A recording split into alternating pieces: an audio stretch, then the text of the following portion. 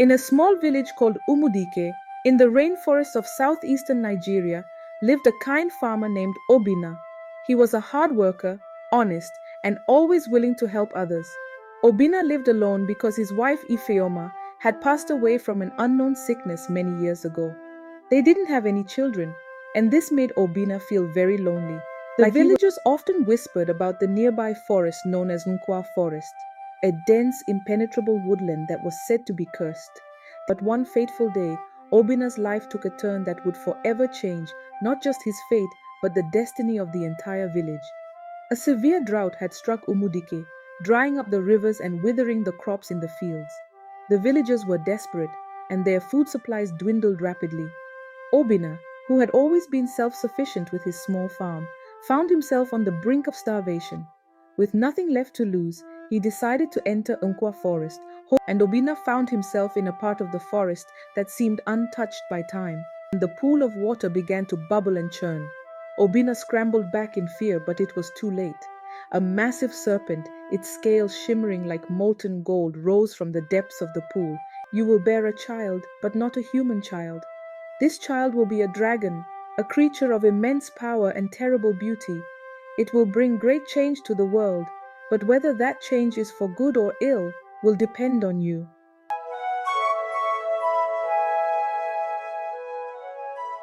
Months passed, and the drought in Umudike worsened. The villagers grew more desperate, their hope dwindling with each passing day. Obina, however, had withdrawn from the community, spending most of his time alone on his farm. The villagers noticed the change in him. His once robust frame had become gaunt, his skin pale and his eyes hollow. Rumors spread like wildfire, with some saying that Obina had gone mad, while others whispered that he had made a pact with dark forces in Nkwa Forest. Unbeknownst to the villagers, Obina's isolation was due to the strange and terrifying changes happening within his body. His stomach had begun to swell, not with fat, but with something far more unnatural. The warmth he had felt in the forest had grown into a fiery heat that radiated from within, consuming him. At first, Obina tried to ignore it, attributing the discomfort to the hardship of the times. But as the days turned into weeks, it became clear that something was growing inside him. One night, as Obina lay in his bed, the pain became unbearable. It felt as though his insides were being torn apart by fire. He writhed in agony, his screams echoing through the empty house. The villagers heard his cries but were too afraid to investigate, believing that Obina had finally succumbed to the madness that had gripped him for so long.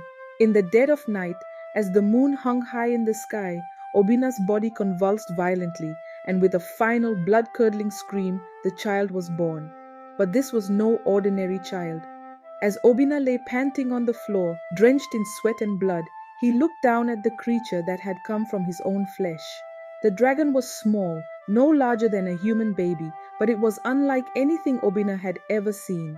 Its skin was covered in iridescent scales that shimmered in the moonlight, shifting between shades of gold, green, and blue. Two tiny wings, not yet fully formed, protruded from its back, and its eyes glowed with a piercing intelligence that belied its size. It looked up at Obina with an expression that was both curious and knowing. For a moment, father and child simply stared at each other, the weight of what had just occurred hanging heavily in the air.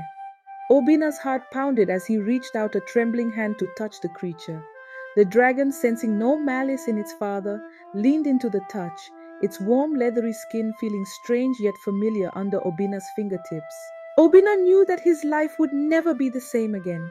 He had accepted the serpent's curse, and now he was the father of a dragon, a being of immense power and unpredictable nature. What would become of him? What would become of the village if they ever found out? As dawn approached, the dragon began to grow restless. It emitted small, muffled cries that sounded like a mixture of a newborn's wail and a growl. Obina quickly realized that the dragon was hungry.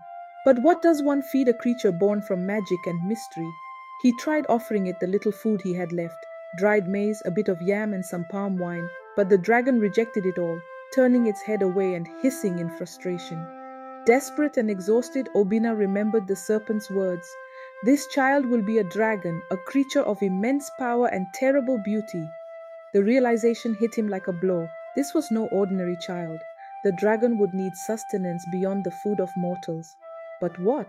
In a flash of insight, Obina remembered the small pool of water in Unkwa forest, the place where he had found the amulet and where the serpent had emerged. Perhaps the water from that pool held the answer. Without wasting any more time, he wrapped the dragon in a cloth, holding it close to his chest, and set off into the forest. The journey to Unkwa forest was arduous, especially with the dragon cradled in Obina's arms. The creature was growing heavier by the hour, its body radiating an intense heat that made Obina's skin burn where it touched.